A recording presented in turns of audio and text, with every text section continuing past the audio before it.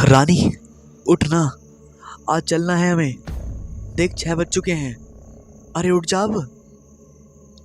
रानी को जोर जोर से हिलाते हुए रागिनी उसे उठाने लगी। हाँ यार, थोड़ी देर और सोने देना यार, अलसाई सी रानी बोली और अपना मुंह चद्दर से ढककर सो गई। तभी बाथरूम का गेट खुला और एक लड़की तौलिए से अपने बाल पहुँचते हुए आई और चुपके से आकर रानी के कान में जोर से चिल्लाई। हड़बड़ाते हुए रानी डरते हुए उठकर बैठ गई।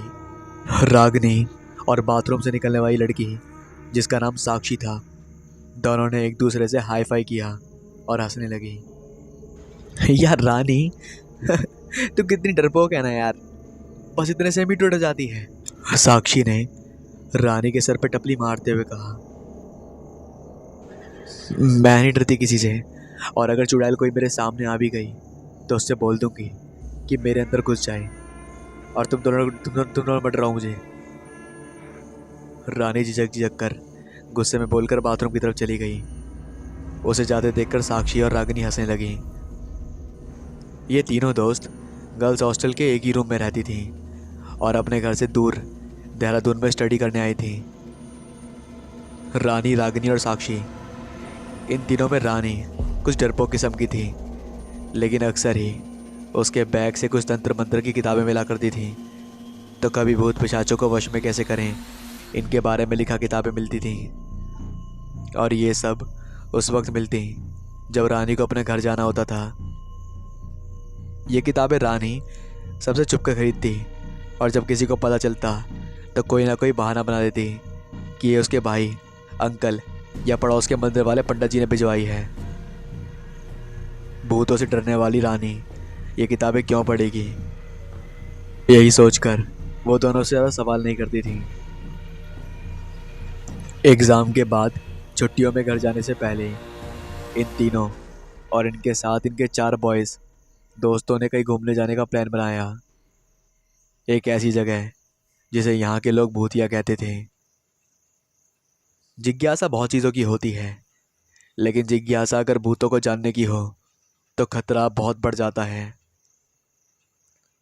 फिर से सातों दोस्त निकल पड़े भूतिया जगह की सैर करने।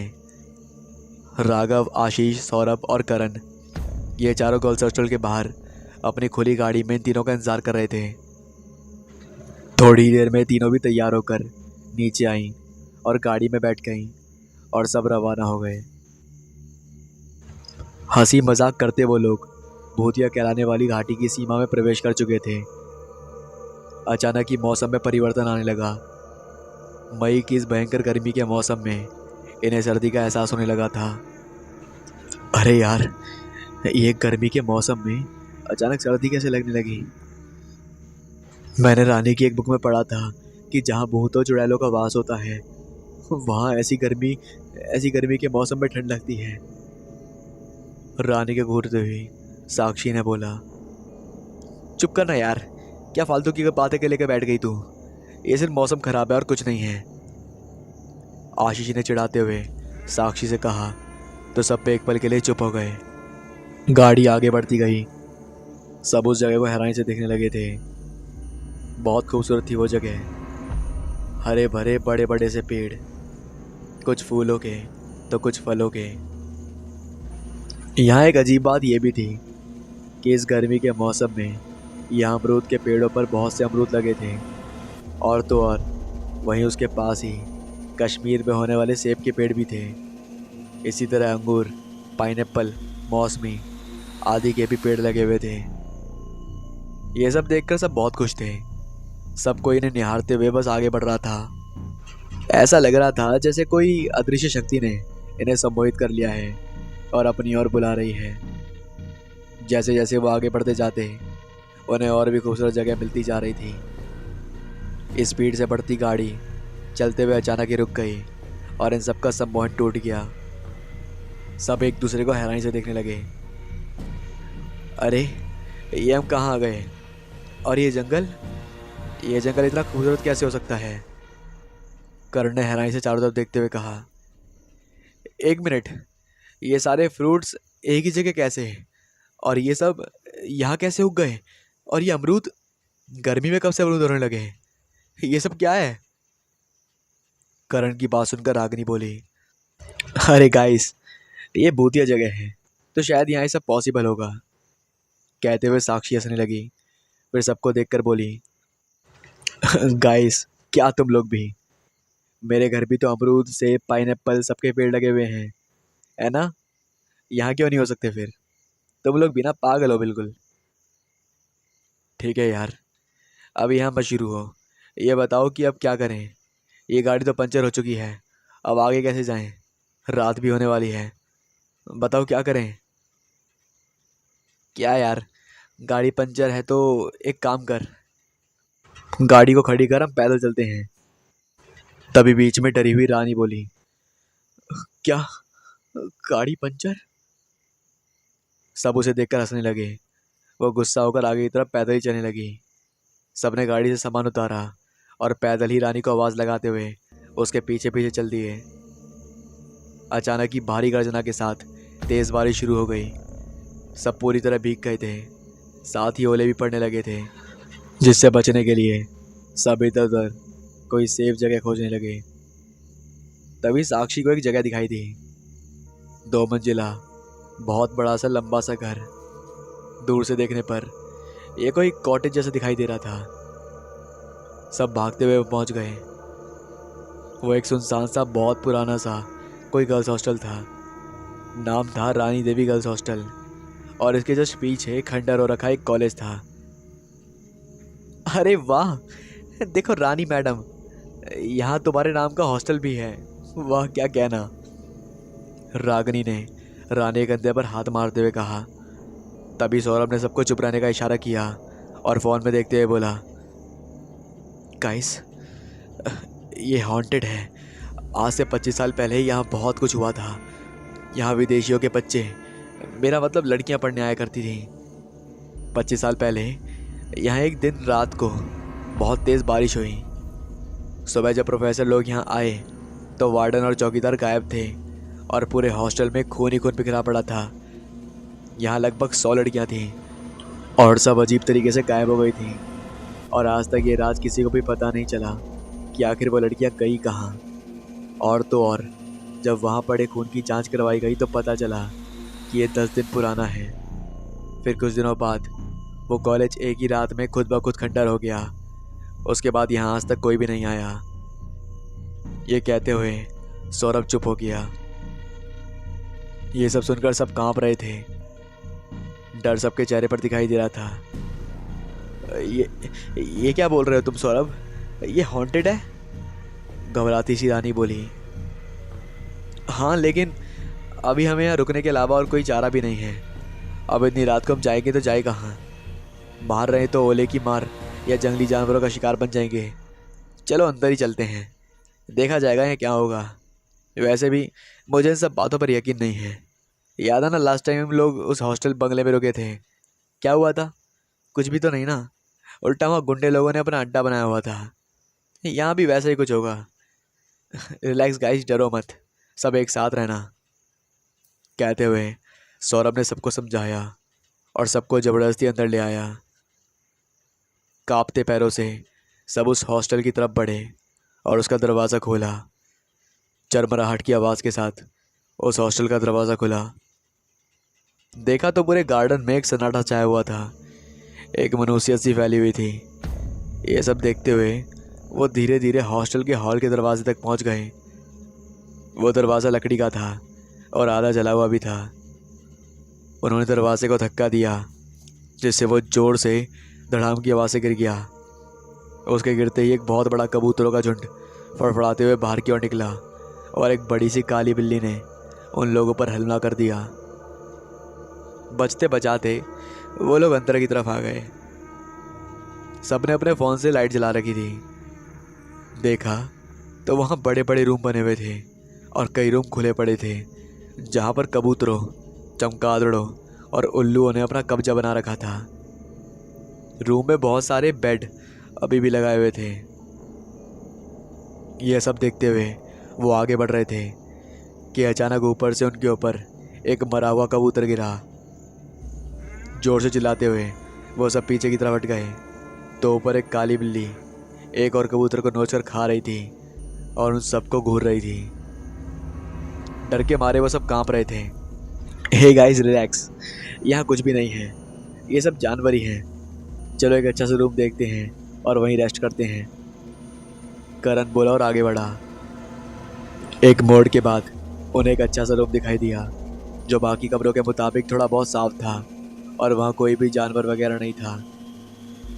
वो सब उस रूम में आ गए और अपने साथ लाई मोमबत्तियाँ और बैटरी चलने वाली लाइट जला ली, जिससे पूरा कमरा जगमगाया उठा। वो शायद एक छोटी सी लाइब्रेरी थी, क्योंकि वहाँ बहुत सी किताबें रखी हुई थीं और हैरानी की बात यह थी कि वो आज भी एकदम सुरक्षित थी। वो सब हैरानी से सब कुछ देख रहे थे। तभी साक्षी के हाथ कुछ लगा। हाय गाइस, ये देखो, ये क्या है? साक्षी अपने हाथ में रखा मिट्टी से भरा एक लकड़ी का बोर्ड दिखाते हुए बोली, अरे ये तो ओइजा बोर्ड है। राघव ने मिट्टी साफ करी और उसने वहां पर उस बोर्ड को रख दिया।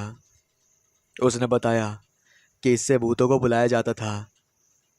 साफ करने पर उस पर काले रंग से ओइजा बोर्ड लिखा हुआ था और उसके दोनों तरफ यस और नो लिखा हुआ था और नीचे ए से लेकर जेड तक ABCD लिखी हुई थी और बीच में राउंड शेप का कुछ बना हुआ था और उसके नीचे 0 से 9 तक की गिनती और सबसे ऊपर गुड बाय लिखा हुआ था। अरे ये तो सच में ओइजा बोर्ड ही है। वाह, मेरी बहुत इच्छा थी इसे देखने की। इसमें भूतों को यहाँ बुला सकते हैं, रागनी चहकती सी बोली। सबने उनकी हाँ में हाँ मिलाई। रागनी के मना करने पर भी कोई नहीं माना। सब ओइजा बोर्ड के चारों तरफ मोमबत्ती जलाकर बैठ गए। यहाँ जितनी भी आत्माएं हैं, कृपया वो हमारे सामने आ जाओ, हम आप लोगों से मिलना चाहते हैं। अचानक साक्षी बोल पड़ी। साक्षी की बातें सुनकर सब हंसने लगे। अरे यहाँ कोई होगा तो आएगा ना, ये ओइजा बोर्ड ऐसे ही गेम खेलने के लिए बनाया जाता है और यहाँ कोई आत्मा वात्मा नहीं है। इन सबसे बोर होता हुआ आशीष बोला और रूम से बाहर चला गया। साक्षी बार बार आत्माओं को बुलाई जा रही थी, लेकिन कुछ नहीं हुआ। आखिरकार उसने बुलाना बंद कर दिया। सब बातें करने में लग गए थे। आशीष अभी तक नहीं आया था। अचानक ओइजा बोर्ड में हलचल हुई। सबका ध्यान उस तरफ गया, लेकिन वहम मानकर वो फिर से बातें करने लगे। अचानक ही तेज तेज हवाएं चलने लगी और अजीब अजीब सी आवाज़ें आने लगीं। हवाओं की वजह से मोमबत्तियाँ एक एक करके बुझने लगी थीं। जैसे ही उन्हें जलाते वैसे ही वो बुझ जाती। तभी रानी को लगा कि उनके आसपास कोई है, लेकिन सबने उसका मजाक उड़ाया और उसकी बात को ना में डाल दिया। तभी करण को कुछ महसूस हुआ कि उनके अलावा भी इस कमरे में कोई मंडरा रहा है। तब सब खड़े हो गए और इधर उधर देखने लगे। अचानक ओइजा बोर्ड में ज़ोर ज़ोर से कंपन होने लगी और एक भयंकर कंपन के साथ ओइजा बोर्ड के 2 टुकड़े हो गए और वो नीचे गिर गया। वहाँ पड़ी बैटरी की लाइट्स तेज़ी से ऑन ऑफ होने लगी। ये देखकर सारे के सारे डर के मारे कांपने लगे और एक दूसरे का हाथ पकड़कर बैठ गए। बाहर भयंकर रूप से बिजलियाँ चमकने लगी थी और बादल गरजने लगे थे। बिजलियाँ चमकने पर उन्होंने देखा कि उस कमरे में एक साया खड़ा था, जिसका चेहरा उसके बालों से ढका हुआ था। उसे देखकर सबकी गिग्गी बंध गई। क्यों बुलाया मुझे? क्यों? शांति से रहना चाह रही थी मैं। तुम इंसान लोग मजाक में हमें जगा देते हो, इसकी सजा मिलेगी तुम लोगों को। ये कहता हुआ वो साया उनकी ओर बढ़ने लगा, लेकिन मौका पाते ही वो सब के सब बाहर निकल गए, लेकिन रानी अंदर ही रह गई। वो सब लोग दरवाजे की तरफ बाहर निकलने के लिए भागे, लेकिन ये क्या, वो तो उल्टी दिशा में जा चुके थे। वहाँ से बाहर जाने का रास्ता तो था ही नहीं। जैसे ही वो वापस मुड़े, वैसे ही उनके सामने वही साया आकर खड़ा हो गया। एक नहीं, बहुत सारे साए थे वो, एक जैसे। वो सब साए धीरे धीरे उनकी तरफ बढ़ने लगे और उन सबको घेर लिया। पूरी हॉस्टल में एक भयंकर चित्कार गूंज उठी। तुम इंसान लोग हम भटकती रूहों को कभी चैन से रहने नहीं देते। इतने सालों से हमने बिना किसी को नुकसान पहुंचाए यहाँ इस वीरान पड़ी जगह को अपना घर मानकर रहते थे, और तुम लोग यहाँ एक रात बिताने आए थे। शांति से बिताते और दूसरे दिन चले जाते। लेकिन नहीं, तुम इंसानों को तो हम रूह को बुलाना था, हमारे आराम में खलल डालना था। उसकी सजा तुम लोगों को ज़रूर मिलेगी, ज़रूर मिलेगी। और क्यों ना मिले, तुम इंसानों के कारण ही तो आज तक हम रूह यहाँ पर भटक रही हैं। फिर भी हमने सबको माफ़ किया, लेकिन लेकिन हमारे आराम में खलल डालने वालों को हम बर्दाश्त नहीं कर सकते। ये कहते हुए धीरे धीरे वो सब साए गायब होने गए और एक एक करके गायब हो गए। कुछ ही देर में वहाँ चारों तरफ मांस के लोथड़े खून ही खून पर खड़ा हुआ था और बहुत से उल्लू बिल्लियाँ सब उन्हें नोच कर खा रहे थे। दूर उसी रूम के दरवाजे पर खड़ी रानी ये सब देखकर बाहर की तरफ भागी और उस भूतिया गर्ल्स हॉस्टल से बाहर निकलती हुई बेहोश होकर गिर पड़ी। दूसरे दिन रानी उसी हॉस्टल के बाहर पागलों सी हरकत करती हुई हाथ में एक मरा हुआ कबूतर खा रही थी और उसकी आंखें बहुत ही लाल डरावनी सी दिखाई दे रही थीं और चेहरे पर शैतानियत नज़र आ रही थी। इसी के साथ कहानी ख़त्म होती है।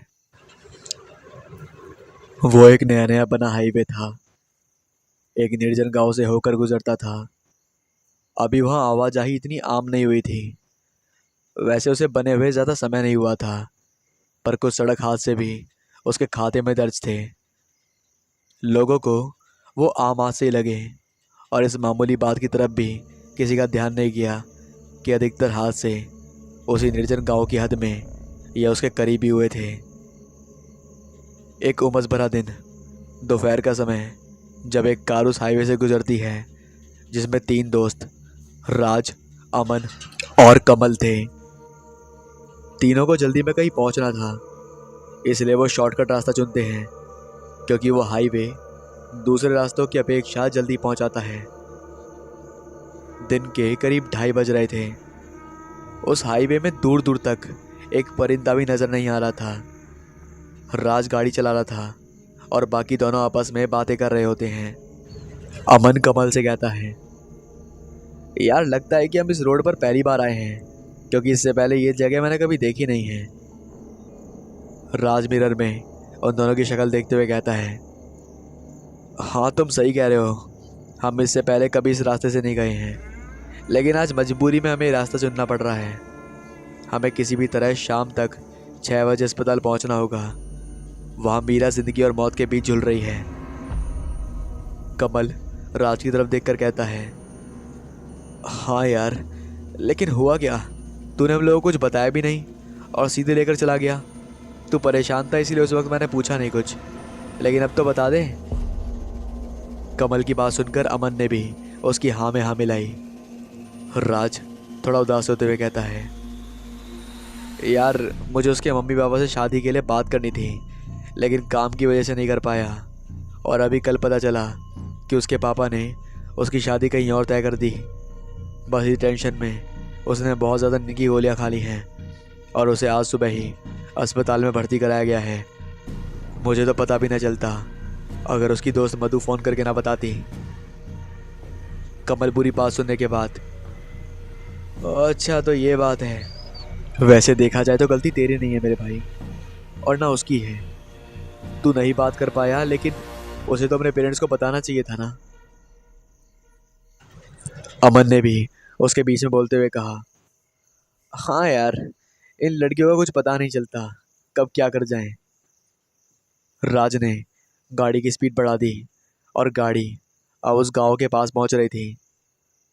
सड़क के दोनों तरफ बंजर धरती और छोटी कटीली झाड़ियां दिख रही थी। लाल धूल भी उड़ रही थी। दूर कहीं छोटे छोटे घरों की कुछ आकृतियां भी दिख रही थी जो कभी आबाद थे। यार 2 मिनट कार रोकना, जरा हल्का होकर आता हूँ, अमन ने कहा। कार रुकी और तीनों ही दोस्त कुछ देर को पांव सीधे करने बाहर आए। कुछ देर में वो वापस कार में बैठ पानी पी रहे थे। तभी जोर जोर से गाड़ी का शीशा टकराया। कोई बाहर से बजा रहा था। तभी तीनों चौंक गए। सामने देखा तो कार की विंडस्क्रीन पर लाल रंग से एक पंजा बना हुआ था। क्या ये? ओए रुक, बाहर मत निकल, वो ये बोल रहा था तब तक राज बाहर निकल चुका था। चारों तरफ देखा तो कुछ नहीं था। फिर उसकी नज़र सीधे पड़ी। उसने नीचे की तरफ देखा तो कार के अगले चक्कर के पास एक लड़की बेहोश पड़ी थी। जरूर उसी ने हाथ मारा था। उन सब ने फौरन उसे कार की पिछली सीट पर बिठाया, मुंह पर पानी के छींटे मारे। साफ दिख रहा था कि वो जख्मी थी। उसके सर से कलाई से खून बह रहा था। उसे होश आया। लड़की बड़ी डरी सहमी सी थी। उन सब ने फौरन उसे कार की पिछली सीट पर बिठाया, मुंह पर पानी के छींटे मारे। साफ दिख रहा था कि वो जख्मी थी। उसके सर से कलाई से खून बह रहा था। उसे होश आया। लड़की बड़ी डरी सहमी सी थी। उसने डरते हुए कहा, मेरी बस का आगे एक्सीडेंट हो गया है और मुझे मदद की ज़रूरत है। मदद? कैसी मदद? बताओ, हम तुम्हारे लिए क्या कर सकते हैं। इस बार आवाज़ कमल की थी। वो वो वहाँ सबको पानी की ज़रूरत है और उन्हें अस्पताल भी लेकर जाना है। सबकी हालत बहुत ख़राब है। कुछ तो दम भी तोड़ चुके हैं। मैं किसी तरह चलती हुई आई हूँ। उसने एक डर के साथ सब कुछ कह दिया। हाँ यार, सुना है कि इस रोड पर अक्सर हादसे होते रहते हैं। ठीक है, हम करेंगे तुम्हारी मदद, अमन ने कहा। राज उसकी मदद के लिए हिचकिचा रहा था क्योंकि उसे वहाँ जल्दी भी पहुँचना था और कुछ सही भी नहीं लग रहा था। मतलब राज को एक बेचैनी हो गई थी कि कुछ ना कुछ तो गड़बड़ है। फिर भी वो इस समय कुछ नहीं बोला। यहीं यहीं कुछ दूर पर ही मेरी बस है। बस बस वहीं तक जाना है। फिर आप अपने शहर चले जाना। किसी को खबर कर देना। लड़की काफ़ी हिचक हिचक के बोल रही थी, लेकिन वो सारी बातें सिर्फ अमन को बता रही थी। कार लड़की को लिए आगे बढ़ने लगी, जो पिछली सीट पर अमन के साथ बैठी थी। उन लोगों ने उसे फर्स्ट एड दिया था। तभी वो लड़की उनसे कहती है, वैसे आपको इस गांव की कहानी पता है या नहीं? ये इतना सुनसान और वीरान क्यों है? अब उसकी हालत थोड़ी ठीक थी। उसने उन दोनों से पूछा, नहीं, हमें तो नहीं पता। हम तो पहली बार ही आए हैं यहाँ। तुम्हें पता है, तुम बता दो, कमल ने बताया। हाँ, मुझे पता है, कुछ सुन रखा है इसके बारे में, लेकिन मैंने थोड़ा सा ही सुना है, लड़की ने कहा। और फिर वो कहानी सुनाने लगी। कहते हैं सालों पहले इस गांव में एक पिशाच का वास था। गांव वालों को उसका संरक्षण प्राप्त था। वो उन लोगों की हर भारी मुसीबत से रक्षा करता था, लेकिन हर 12वें दिन उसे एक बलि चाहिए होती थी।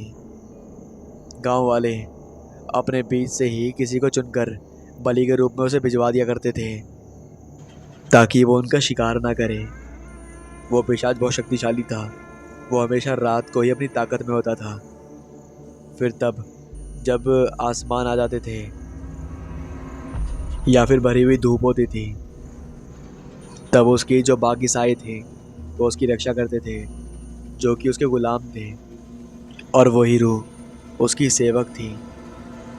इतना कहानी सुनने के बाद लड़की ने एक नज़र उन तीनों पर डाली, जो बड़े ध्यान से उसकी कहानी सुन रहे थे, और फिर वो आगे सुनाने लगी। कहते हैं गांव में एक बार भयंकर सूखा पड़ा था और वो पिशाच एक एक करके सबको खा गया था। वो एक बार में ही एक ही शिकार करता था। कुछ का मानना है कि गांव खत्म होते ही पिशाच भी चला गया, पर कुछ लोगों का ऐसा भी मानना है कि वो आज भी यहीं कहीं है और आज भी बलि की तलाश है उसे। इतना कहने के बाद वो लड़की चुप हो जाती है।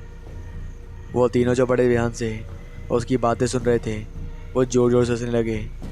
तभी अमन जोक मारते हुए बोला, कहानी अच्छी थी, खत्म हो गई? लड़की चुप रही और बारी बारी से तीनों घूरती रही। कार आगे बढ़ती रही और अब वो उस गांव की सीमा को पार करने वाले थे। सड़क सुनसान थी तो रफ्तार भी तेज थी। तभी उन दोनों ने देखा कि वही लड़की सड़क के बीचों बीच खड़ी हंस रही है। घबराहट में सब ने पिछली सीट पर देखा तो वहाँ भी वही बैठी थी। ये क्या हो रहा है? राज बौखला गया और झटके से स्टीयरिंग घुमाई और कार एक सूखे पेड़ से टकराई। कुछ देर बाद खांसते हुए राज उठा। कार के सामने का हिस्सा क्षतिग्रस्त हो चुका था। कमल के भी कराने की आवाज़ आई। वो भी घायल था। और अमन, वो मर चुका था। तभी उनकी नज़र बाहर की तरफ पड़ी, जहाँ अभी तक धूप निकली थी। वहाँ अचानक बिजली कड़कती है और फिर आसमान में बादल छा जाते हैं। वो दोनों लड़खड़ाते हुए कार से बाहर निकलते हैं और चारों तरफ देखते हैं, कहीं से कोई मदद मिल जाए। यार यार, वो लड़की क्या बला थी, वो तो गायब हो गई। कमल बोला। गोली मार उसको, मौसम खराब हो गया, कहाँ जाएंगे। और अमन, अमन तो। उसका गला भर गया और तभी दहशत से दोनों चीख पड़े। उन्होंने देखा कि उनके सामने एक लगभग 7 फुट की भयंकर लाल आंखों वाला आकृति प्रकट हो गई। साथ ही शुरू हो गई धूल भरी आंधी। ऐसा लगा मानो उनके आसपास की हवाओं में धीमी गुर्राहट बसी हो। उस आकृति को देखकर ऐसा क्यों लग रहा था जैसे नसों में बहता लहू बेचैन उठा है। वो डर से पीछे हटने लगे। वो आकृति आगे बढ़ी और उसने अमन के मृत शरीर को खींचकर कार से निकाल लिया। बाकी के दोनों डर से कांप उठे और जड़ हो गए। आंधी रुक गई, साथ ही वो आकृति और अमन गायब हो चुके थे। दोनों दोस्त रोने लगे। अमन। वो घूमकर उस तरफ आए जहाँ जहाँ गायब होने के पहले अमन बैठा था और दोनों ही डर कर कुछ कदम पीछे हट गए। वहाँ कार पर कुछ खरोचों के निशान थे, किसी जानवर के शक्तिशाली पंजों के निशान। यार एक मिनट, पूरा गांव पार हो गया, कोई बस तो दिखी नहीं।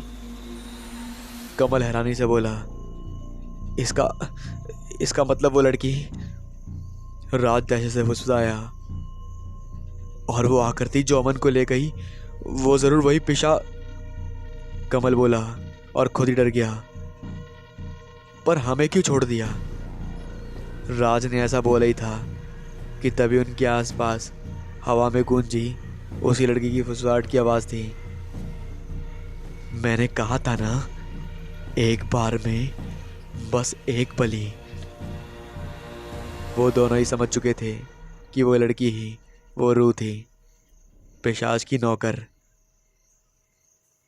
12 दिनों बाद लोगों से भरी एक कार उसी हाईवे पर चली आ रही थी।